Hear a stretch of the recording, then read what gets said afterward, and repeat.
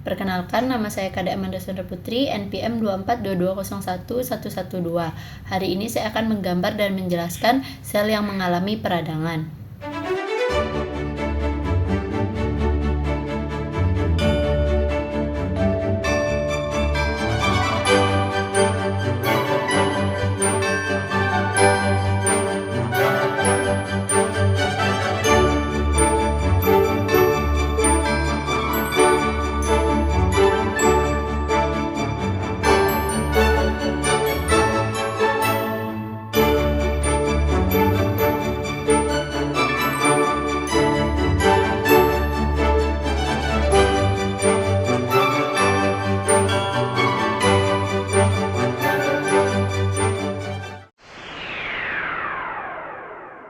Pertama, jarum ini adalah objek yang menusuk kulit dan menyebabkan luka. Kemudian, permukaan kulit ini merupakan lapisan luar tubuh yang mengalami cedera.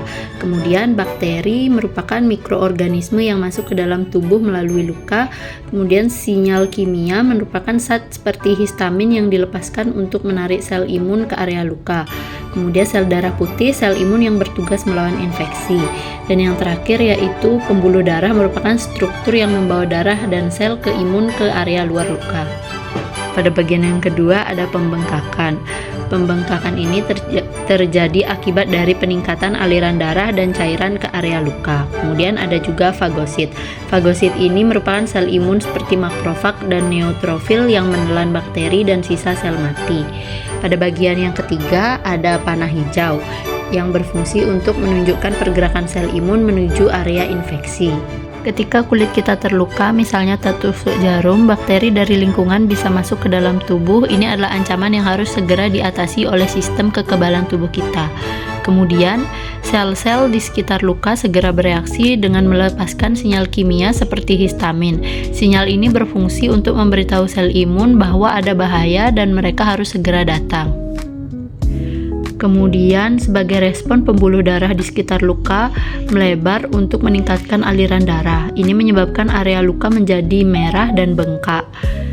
Tidak hanya itu, sel darah putih seperti makrofag dan neutrofil mulai berimigrasi ke area luka. Mereka siap bertarung melawan bakteri yang masuk.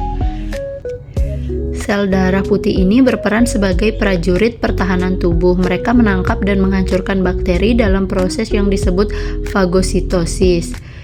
Kemudian cara penyembuhan lukanya yaitu setelah bakteri berhasil dilawan, sel imun mulai membersihkan sisa-sisa sel mati, jaringan yang rusak mulai diperbaiki dan akhirnya luka pun sembuh. Sekian video dari saya, mohon maaf apabila ada kesalahan. Terima kasih.